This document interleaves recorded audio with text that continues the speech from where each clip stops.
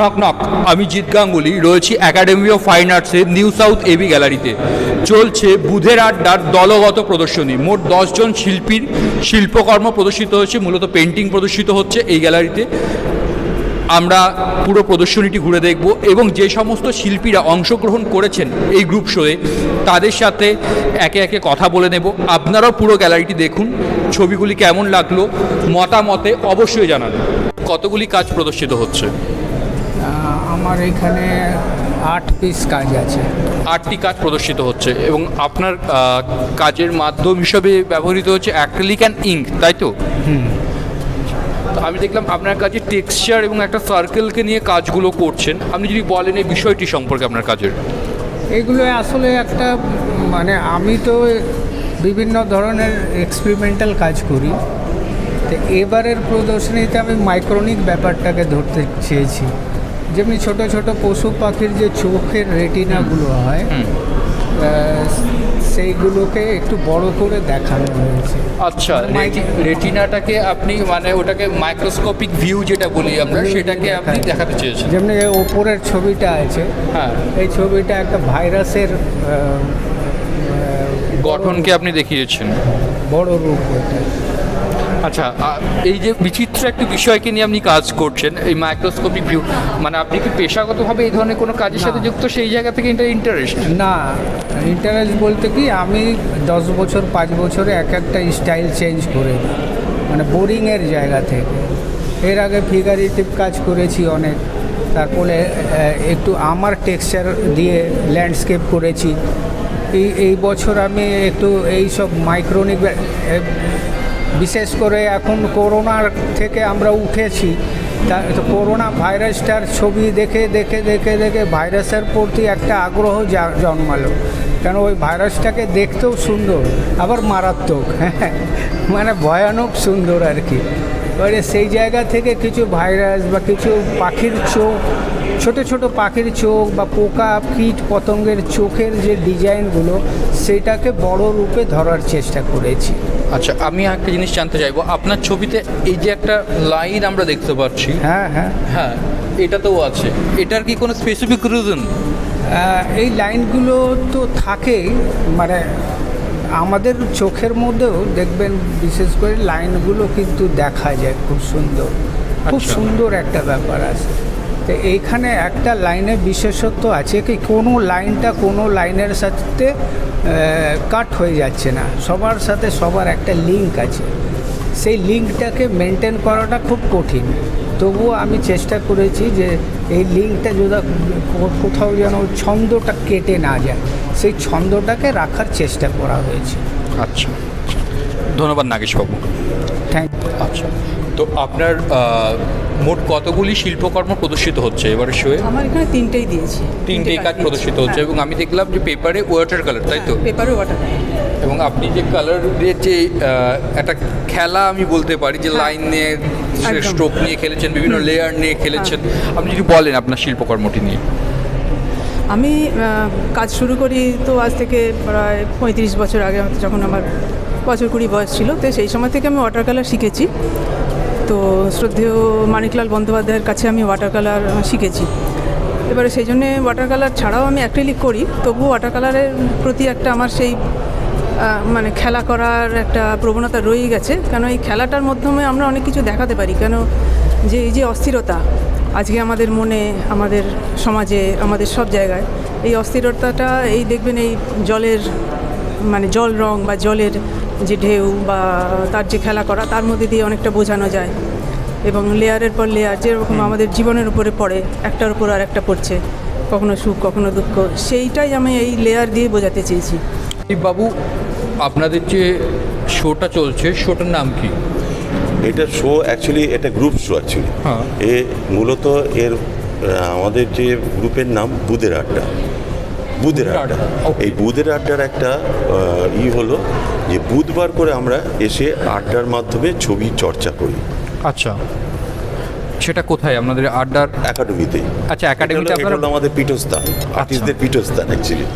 ওকে, তো আমাদের বুধবার দিন আপনারা মিট করে শিল্প চর্চা করেন, সেই জন্য এটা বুধের আড্ডা। হ্যাঁ, এছাড়া আমাদের অনেক কিছু অ্যাক্টিভিটি থাকে, বাইরে গিয়ে আমরা নিজেরা খোলা আকাশের নিচে আলোচনা করি, ওয়ার্কশপ করি, তারপরে নিজেদের সমাজ মানে আমাদের মানে এখন বর্তমান সমাজ নিয়ে আলোচনা করি যে কীভাবে কি ছবির ক্ষেত্রে আমরা কীভাবে ওটাকে তুলে ধরতে পারি, এই সমাজ ব্যবস্থার পরিবর্তনের মাধ্যমে আমরা যদি ছবিটাকে আরও নিজেদের মধ্যে এই ছবির মাধ্যমে দিয়ে এগিয়ে নিজেদের সমাজের কথা, সেইটুকুই। তো রণদীপ বাবু, আপনাদের গ্রুপে মোট কতজন শিল্পী রয়েছেন? এখন 10 জন।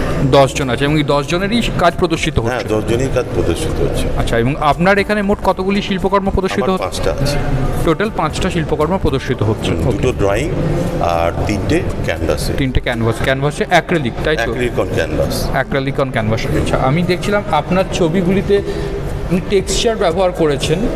টেক্সচার একটা stone dust actually. Stone dust use করেছেন ছবির মধ্যে, এবং ছবিগুলির মধ্যে যে এক শহরতলি, কিন্তু সেখানে মানুষ নেই, মানে প্রচণ্ড সেখানে নীরবতা। না, নীরবতা না, এটা হলো আমি বলছি এই আলোটা যেটা আছে, এই আলোর মধ্যে আনন্দ রয়েছে প্রচুর। এই আলোটা যে একেবারে আনন্দের আলো অ্যাকচুয়ালি। এটা যে একেবারে মানুষ নেই বলে শূন্য তাও না, এই আনন্দটাকে, এই আলোটা হলো আনন্দের আলো। মানুষ এখনও বাড়ির অন্দরে রয়েছে, বাইরে রয়েছে, সব জায়গায় রয়েছে মানুষ দিয়ে তো কিছু কি হয় না। ছবিটার নাম হলো মিষ্টি, খুব শান্ত, কিন্তু ভেতরে কোলাহল, কিন্তু বাইরেটা শান্ত পুরো ছবির মধ্যে। আচ্ছা, মানে আপনি যে শহরাঞ্চলকে এঁকেছেন, সেই শহরাঞ্চলটা একটি শান্ত শহরের একটি গল্প আপনি করতে চেয়েছেন। এর আগের ছবিগুলো আমার পুরোনো বাড়ি টাড়ি নিয়ে অ্যাকচুয়ালি। আচ্ছা, পুরোনো যে কলকাতার বাড়ি, পুরোনো যে আর্কিটেকচারগুলো রয়েছে সারা ভারতবর্ষের যেটা পুরোনো গথিক যেসব আর্কিটেক্ট নিয়ে হতো, মানে অ্যাকচুয়ালি আর্কিটেক্টটাই আমার কাছে মূলত সাবজেক্ট অ্যাকচুয়ালি। আচ্ছা, আর তার মধ্যে আলোর প্রাধান্যটাই বেশি পায়। এবং আপনি ডে লাইটকে ইউজ করছেন, মানে ডে লাইটের ওপরে পুরো কাজগুলোকে করেছেন। দিনটাকে নিয়ে আপনি কাজগুলো করছেন। আচ্ছা, সৌরভ নন্দী। আচ্ছা, সৌরভবাবু, আপনার মোট কতগুলি শিল্পকর্ম প্রদর্শিত হচ্ছে? এখানে 5টি শিল্পকর্ম আছে। 5টি শিল্পকর্ম, এবং আপনার কাজের মাধ্যম হিসাবে আমি যেটা দেখলাম যে পেন অ্যান্ড ইঙ্ক রয়েছে পেপারে, তাই তো?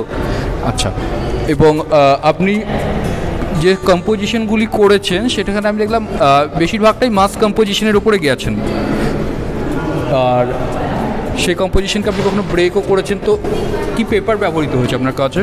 আমি কিছু কাজের জন্য ফ্যাব্রিয়ানো পেপার ব্যবহার করেছি, কয়েকটা কাজের জন্য কাসো পেপার ব্যবহার করেছি। আচ্ছা, আমি এখানে দেখলাম এই যে কাজটি করেছেন, এখানে টেক্সচারের জন্য আপনি কিছু ওয়েভের মতন লাইনকে ব্যবহার করেছেন, যেটা পেপারে, এবং সেখান থেকে আপনার মাউন্ট পোর্শনেও চলে গেছে। এটা কি ইন্টেনশনালি নাকি? না, এই যে আপনি লাইনটা দেখছেন, এটা ফাইবার শিটের উপর আছে, কোনো কারণে ওখান থেকে একটা ইমেজ নিজের থেকে তৈরি হয়েছে, কাজটার মধ্যে ইমেজটা। আচ্ছা, বাট একটা অন্যরকম একটা বিষয়, কিন্তু তার জন্য এটা তৈরি হয়েছে। আচ্ছা, সৌরভবাবু, এমনিতে আপনার যে শিল্পগত পাঠ বা শিল্পের যে যাত্রা শুরু, সেটা কি হবে? আমার শিল্পের যাত্রা শুরু ছোটোবেলার থেকেই, যেরকম বসে আঁকো প্রতিযোগিতা বা এই ধরনের মাধ্যমগুলোর মধ্যে বাড়ির থেকে পাঠানোর, এবং কোনো একজন স্যারের কাছে নিয়ে গিয়ে ছোটোবেলায় যেরকম দেয়, তারপরে আস্তে আস্তে বড় হতে এর প্রতি ভালোবাসা জন্মায়, এবং এই মুহূর্তে আমি ফুল টাইম পেন্টিংই করি। আমার স্টুডিও হচ্ছে ললিত কলা, কেয়াতলা। তো ওইভাবেই জার্নিটা শুরু হয়েছে, এবং আস্তে আস্তে ধরুন কিছু রেকগনিশন, সেটা হয়তো আমাকে ছবির আগে এগিয়ে নিয়ে যেতে আরও কিছুটা অনুপ্রাণিত করেছে। যেমন এই ছবিটা যেটা দেখছেন, এটা আমার ন্যাশনালে সিলেক্ট হয়েছিল ললিত কলার। আচ্ছা, পাশের যে ছবিটা আপনারা দেখছেন, এটা ছিল হচ্ছে রাজ্য চারুকলা, এবং এই পেছনের এই ছবিটা ছিল হচ্ছে বিড়লা অ্যানুয়ালে। তো 3টে ছবি আমি এই কারণেই দিয়েছি, সব দর্শক তো সব ছবি একসাথে দেখতে পান, এবং কাজটি দিল্লিতে প্রদর্শিত হয়েছিল, ফলে কলকাতায় এটি হয়নি।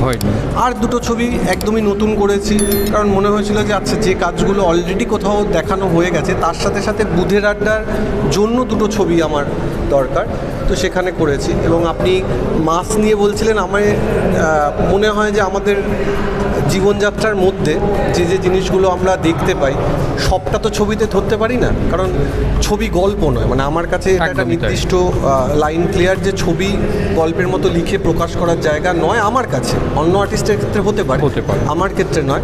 কিন্তু একটা অনুভূতি, আমি যে জিনিসটা দেখতে পাই সেই জিনিসটা আমাকে কোন দিকে নিয়ে যাচ্ছে, এবং ছবি নিজে সেই পথ দেখায়। আপনি যদি নিয়মিত তার সাথে সময় সঙ্গ কাটান, সঙ্গ করেন, তাহলে গুরুর ভূমিকাটা ছবিই নেয়, আপনাকে শুধু তার পথনির্দেশটা ফলো করতে হয়। Exactly. এটা একটা অনুভূতি।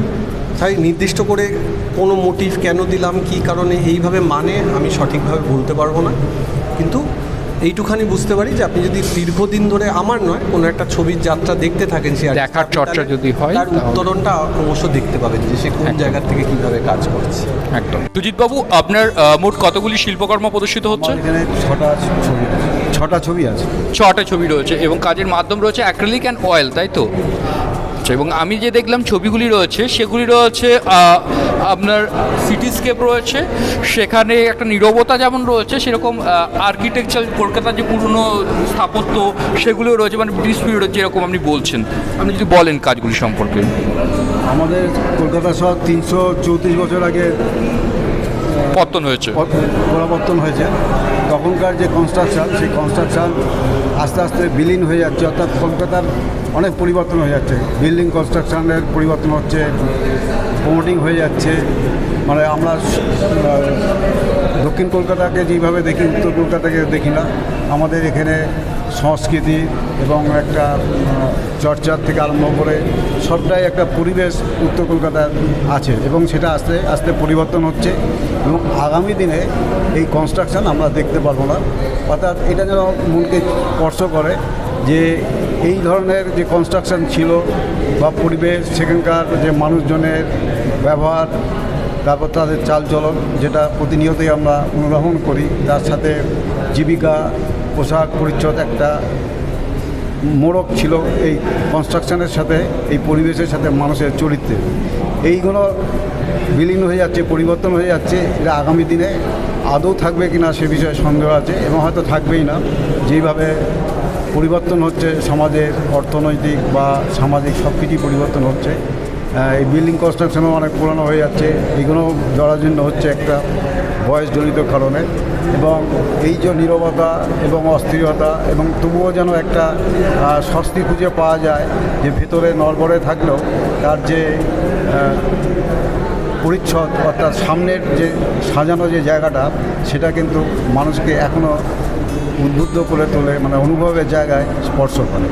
আমার ছবির ভাবনা আগামী দিনে কলকাতা শহর কি এইভাবে আমরা কি দেখতে পারবো। বাবু, আপনার মোট কতগুলি শিল্পকর্ম প্রদর্শিত হচ্ছে? আমার 5টা ছবি আছে এখানে। এখানে 5টা ছবি প্রদর্শিত হচ্ছে এবং মাধ্যম হচ্ছে acrylic on canvas, acrylic on canvas. এবং আপনার ছবির আমি যে সাবজেক্ট দেখলাম স্ট্রিট ডগকে নিয়ে আপনি কাজ করেছেন, এবং প্রত্যেকটি কুকুরই খুবই ভীত সন্ত্রস্ত। তাদের চোখ দেখলে সেভাবে বোঝা যায় তারা বোঝা যায়। ভীত সন্ত্রস্ত। একদম। আপনি যদি বলেন আপনার এই কাজের যে বিষয়টিকে আপনি বিবেচনা করেছেন সেটি। আসলে কুকুরের সাবজেক্ট আমি দীর্ঘদিন ধরে করছি, অনেক দিন ধরে করছি এই ধরনের। ব্যাপারটা কি যে কুকুরদের উপর আমার একটা সিম্প্যাথি আছে, আমার একটা কষ্ট হয় রাস্তায় যখন দেখি অত্যাচারিত হয় কুকুরদের। তো আমি ভেবেছিলাম যে ওইরকম ধরনের কোনো তার শারীরিক কোনো গঠন বা তার মুখের এক্সপ্রেশন সেই ধরনের নিয়ে আমি করার চেষ্টা করব। সেই জন্য এই কাজে বই প্রকাশ হয়। আচ্ছা, স্ট্রিট ডগ নিয়ে সেই জন্যই আপনি কাজগুলি করছেন। আচ্ছা, এবং আপনার যে কালারের ট্রিটমেন্ট সেটা আমরা দেখছি যে হাইপার রিয়েলিস্টিকে আপনি যেভাবে কালারের স্ট্রোক চাপিয়েছেন সেইভাবে ওইভাবে